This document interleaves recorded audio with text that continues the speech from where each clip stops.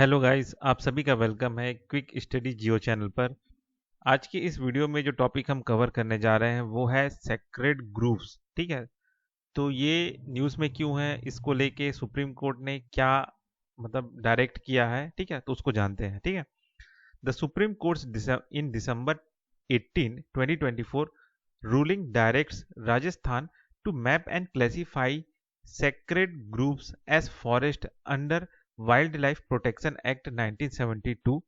This contradicts the Forest Right Act 2006, which upholds community ownerships over forest land instead of government control. ठीक है, तो supreme court ने एक तरह से मतलब ऑर्डर दिया है, डायरेक्ट किया है राजस्थान गवर्नमेंट को कि एक तरह से क्लासिफाई करे, मैप करे सेक्रेड ग्रुप्स जितने भी हैं, है ना, किसके under, under wild life protection act के तहत। ठीक है, ऐसे फॉरेस्ट, ठीक है, उसको मतलब जो भी सेक्रेड ग्रुप्स जो हैं उसको फॉरेस्ट के तौर पे वाइल्ड लाइफ प्रोटेक्शन एक्ट 1972 के अंदर में उसको क्लासिफाई करें ऐसे फॉरेस्ट, है ना।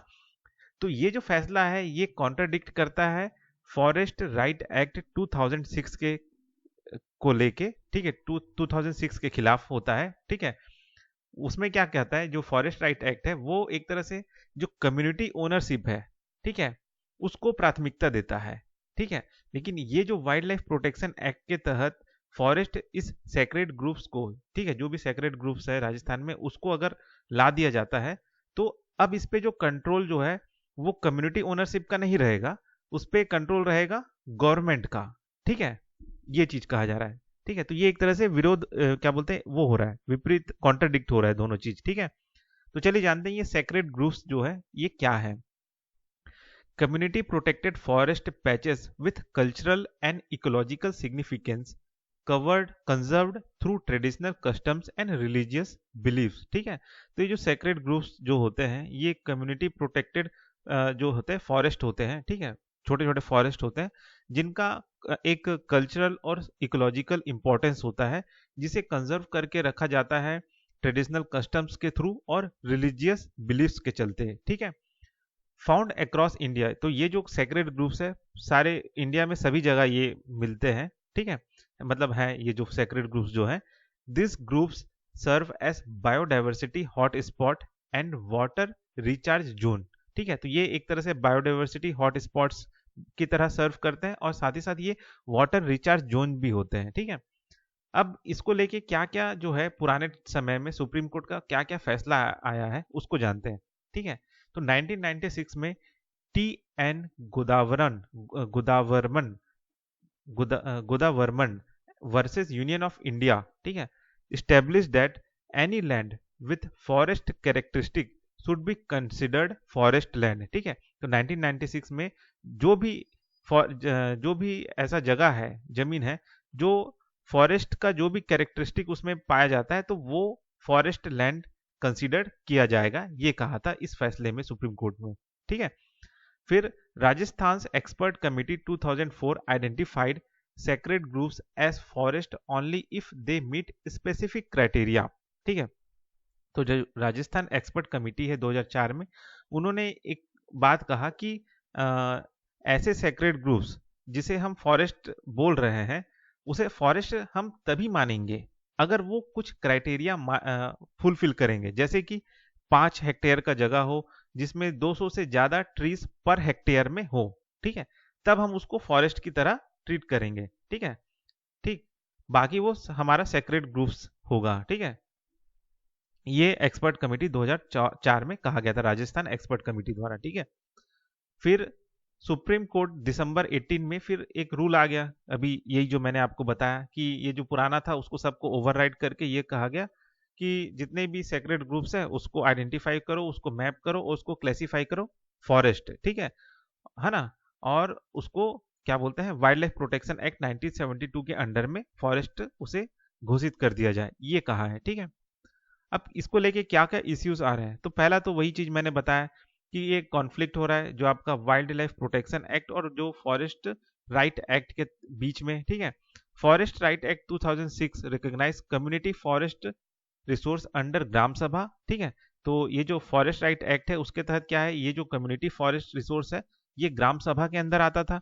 लेकिन जो सुप्रीम कोर्ट का डायरेक्टिव आया है उसके तहत ये अब किसके अंडर आने आएगा, आ जाएगा, क्या बोलते हैं आपका, गवर्नमेंट के कंट्रोल में आ जाएगा। ठीक है, तो ये एक तरह से क्या होगा इससे प्रॉब्लम कि भाई ये जो हमारा जो ट्रेडिशनल कंजर्वेशन प्रैक्टिसेस जो हो रहे थे वो कहीं ना कहीं बिगड़ जाएंगे, डिसरप्ट हो जाएंगे। ठीक है, और जो कम्युनिटी राइट्स था फॉरेस्ट को लेके, फॉरेस्ट के ऊपर में, ठीक है, कम्युनिटी का जो भी कम्युनिटी ओनरशिप था और जो कम्युनिटी का जो अधिकार था उस फॉरेस्ट पे, वो भी कमजोर हो जाएगा। ठीक है, distribution of sacred groups in India. ठीक है, तो ये कहाँ कहाँ पे फैले हैं, तो ये जो सेक्रेड ग्रुप्स हैं ये सारे स्टेट्स में ही है। ठीक है, जबकि देखा है ना, और जो हाईएस्ट कॉन्सेंट्रेशन है वो कहाँ कहाँ पे, वेस्टर्न घाट और सेंट्रल सेंट्रल प्लेट्यू में। ठीक है, तो कहाँ पे, वहाँ पे जैसे कि केरला में है, कर्नाटक, महाराष्ट्र, छत्तीसगढ़, यहाँ पे ज्यादा हाईएस्ट कॉन्सेंट्रेशन है। ठीक है, उसका नॉर्थ ईस्टर्न स्टेट में है मेघालय, असम, अरुणाचल प्रदेश। ठीक है, फिर इसका आपका जो ट्राइबल बेल्ट है उड़ीसा, झारखंड, मध्य प्रदेश। ठीक है, तो इन सब राज्यों में हाईएस्ट कॉन्सेंट्रेशन है। ठीक है, estimated 1 lakh to 1,50,000 sacred groups exist in India, making it the highest globally। ठीक है, तो लगभग इतने sacred groups जो है अभी इंडिया में है। ठीक है, अब इसका इंपॉर्टेंस क्या है, तो पहला है आपका बायोडाइवर्सिटी कंजर्वेशन। ठीक है, तो ये जो एक तरह से जो सेक्रेड ग्रुप्स जो है ये एक तरह से घर होता है रेयर और एंडेमिक स्पीसीज का, जेनेटिक रिजर्वायर की तरह ये एक्ट करता है। वाटर कंजर्वेशन यहाँ पे होता है। ठीक है ना, स्प्रिंग्स होते हैं, पॉन्ड्स होते हैं, रिवर्स होते हैं। ठीक है, और ये एक तरह से एक्यूफर को रिचार्ज भी करते हैं। ठीक है, तीसरा है कि ये सॉइल को कंजर्व करते हैं, क्लाइमेट रेगुलेट करते हैं। ठीक है, डेंस वेजिटेशन होता है तो सॉइल इरोजन कम होता है। ठीक है, इकोसिस्टम को स्टेबलाइज करते हैं। कल्चरल और रीजनल इंपॉर्टेंस भी है, कई सारे लोकल ट्रेडिशन यहाँ पे, रिचुअल्स, स्पिरिचुअल बिलीफ्स हैं। ठीक है, ट्राइबल और रूरल कम्युनिटीज में। ठीक है, डिजास्टर मैनेजमेंट, ये एक तरह से फ्लड को कंट्रोल करता है, लैंड स्लाइड को कंट्रोल करता है, ड्रॉट, ठीक है, उसको भी कंट्रोल करता है, और क्लाइमेट रेजिलियंस को सपोर्ट करता है। ठीक है, अब क्या क्या चैलेंजेस आ रहे हैं सेक्रेट ग्रुप्स को लेके। ठीक है, अर्बनाइजेशन और एनक्रोचमेंट। ठीक है, अब बहुत तेजी से डेवलपमेंट हो रहा है, अर्बनाइजेशन हो रहा है, लैंड कन्वर्जन हो रहा है। ठीक है, इंफ्रास्ट्रक्चर प्रोजेक्ट्स कई सारे लाए जा रहे हैं जिसकी वजह से ये जो सेक्रेट ग्रुप्स हैं ये खतरे में है। ठीक है, जो ट्रेडिशनल बिलीफ्स जो पहले क्या बोलते हैं माने जाते थे, अब वो धीरे धीरे डिक्लाइन होते जा रहे हैं मॉडर्नाइजेशन की वजह से। ठीक है, Sanskritisation and religious conversion, replacement of nature worship with temple centric rituals affect group preservation, invasive species। ठीक है, अब जैसे कि आपका बाहर से जैसे कि कुछ कुछ स्पीसीज आ जा रहे हैं जैसे कि लेंटाना कैमरा, ठीक है, eupatorium odoratum and prosopis, juliflora degrade native flora. ठीक है, तो ये जो इन्वेसिव स्पीसीज है, ये जो जंगली पौधे हैं वो आ जा रहे हैं, इसकी वजह से ये जो सेक्रेट ग्रुप्स है वहां पे आके ये पनपने लग रहे हैं और जो नेटिव स्पीसीज है उनको खराब कर दे रहे हैं, याले जो एक्सोटिक स्पीसीज है ना।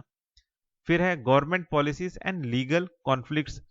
द ये आपका जो मैंने भी बताया था, ठीक है, अभी जो हुआ कि एक एक्ट ला के दूसरा एक्ट कहीं ना कहीं हटा दिया जा रहा है या उससे हटा के दूसरे में रख दिया जा रहा है, तो एक तरह से ये जो गवर्नमेंट का पॉलिसीज जो हो रहे हैं या लीगल कॉन्फ्लिक्ट्स हो रहे हैं ये भी एक तरह से सेक्रेट ग्रुप्स के लिए चैलेंजेस हो रहे हैं। ठीक है, अब इसको लेके क्या क्या करना चाहिए वे फॉरवर्ड। ठीक है, तो पहला है recognition under forest right act. ठीक है, तो इसको भाई फॉरेस्ट राइट एक्ट के तहत अंदर ही रखना चाहिए और जो ये जो कम्युनिटी फॉरेस्ट रिसोर्स की तरह इसे मानना चाहिए और इसे दे देना चाहिए, किसके अंडर रखना चाहिए, ग्राम सभा के अंडर में रखना चाहिए, ये कहा जा रहा है। ठीक है, inventorisation and mapping, conduct a nationwide survey to document sacred groups and their ecological significance, कि भाई जितने भी sacred groups हैं उनका एक तरह से सर्वे होना चाहिए, उसका डॉक्यूमेंटेशन होना चाहिए कि भाई कितने सारे हैं यहाँ पे।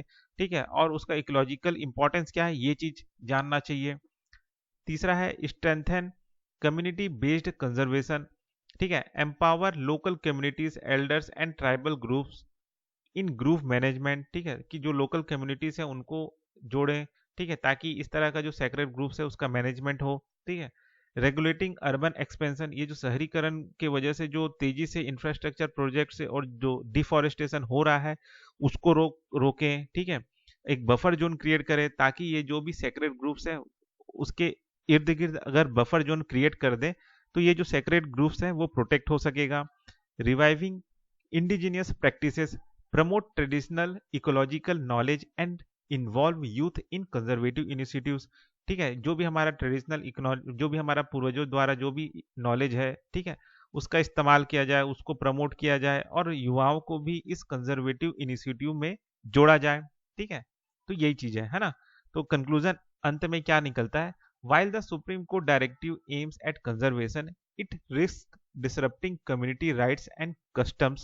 A balanced approach that respects indigenous tradition while ensuring ecological protection in is essential for the sustainable preservation of sacred groups। मतलब ये कहा जा रहा है कि ठीक है, जो सुप्रीम कोर्ट का डायरेक्टिव जो है वो तो है, लेकिन इससे कहीं ना कहीं जो कम्युनिटी के जो राइट्स थे उन फॉरेस्ट पे, उन सेक्रेड ग्रुप से, वो कहीं ना कहीं डिसरप्ट हो जा रहा है। ठीक है, तो एक तरह से कुछ बैलेंस अप्रोच लाना चाहिए जिससे जो इंडिजिनियस ट्रेडिशन है उनका भी इज्जत हो और जो इकोलॉजिकल प्रोटेक्शन है वो भी इंश्योर हो। ठीक है, तो ये कंक्लूजन अंत में निकलता है ना। तो बस इस टॉपिक में इतना ही, फिर मिलते हैं नेक्स्ट वीडियो में।